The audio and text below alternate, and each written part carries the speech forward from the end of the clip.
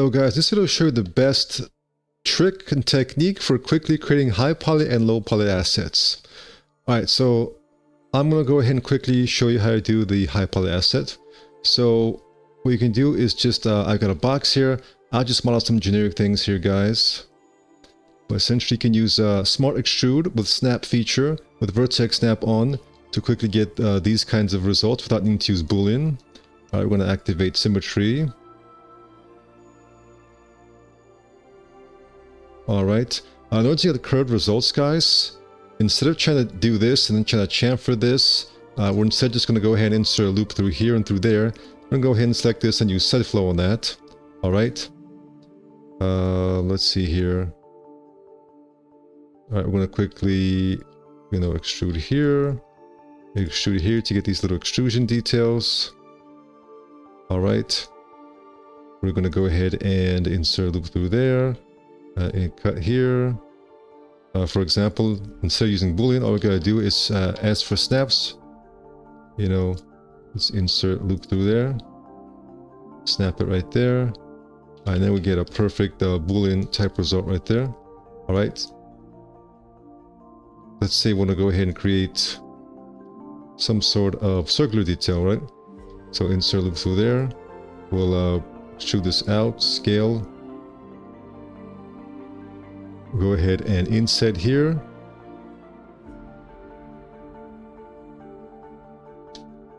Use the regularizer script. Bridge, and we have circular details there. Alright guys, so this is an example of a very fast high poly asset. And I'm going to make it a little bit more complex here. Bevel with 0. Hold shift convert to border edges, straighten it out, weld, control A weld just in case. Alright guys, here is our high poly asset. And real quick guys, if you are interested in modeling furniture, I have a new course on how to make a variety of objects from fancy leather couches to chairs and a whole lot more. The link is in the description. Right, now let's go ahead and turn it into a really subdivided asset. So we're going to crease. Select. We're going to go ahead and deselect the ones we don't want.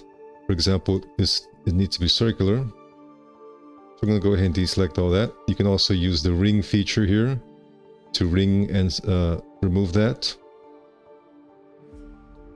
We're going to go ahead and just double check and make sure we got all the right ones. For example, this one here, let's add that. I'll add this just in case. Make sure these ones we want to be round are not selected. Alright, we're going to make this, let's say, 0.2.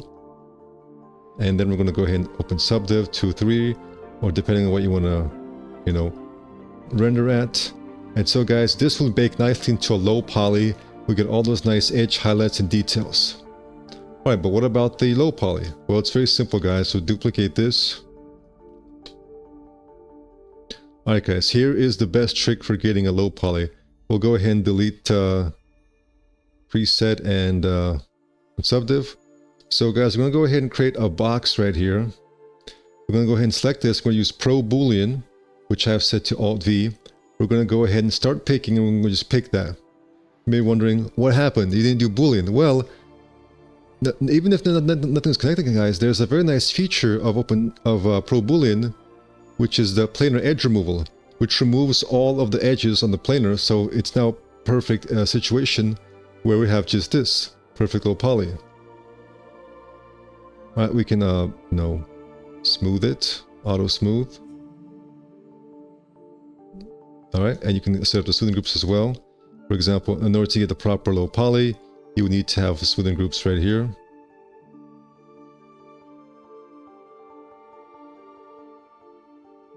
And here.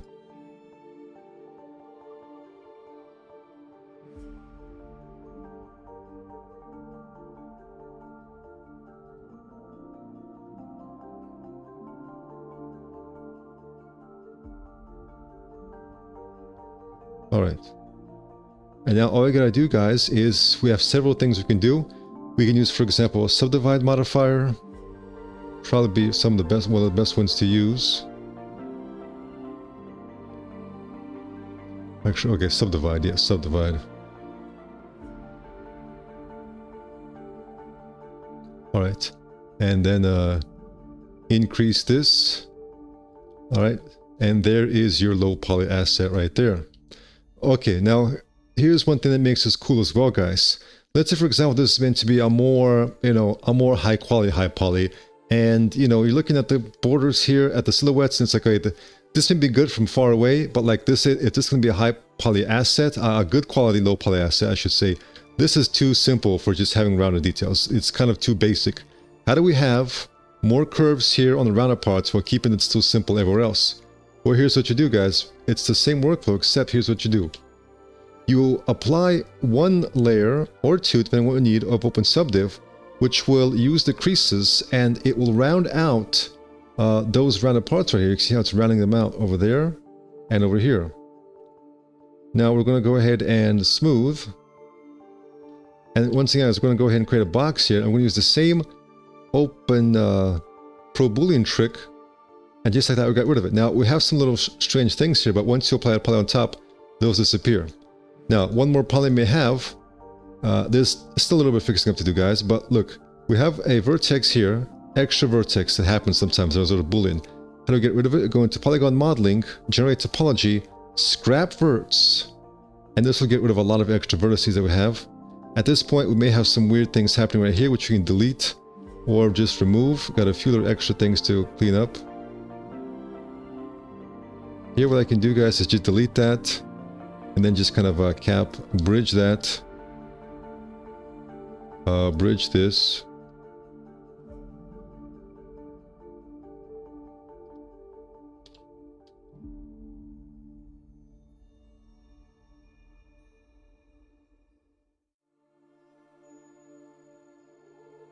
Cap. Alright, guys, just gonna do a double check for errors. Looking pretty good. Once again, subdivide.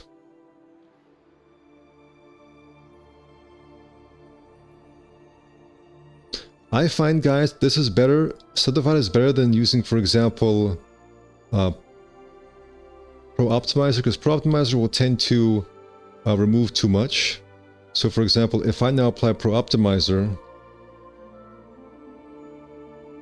and I calculate it, it's going to kind of, as you can see, start to remove way too much.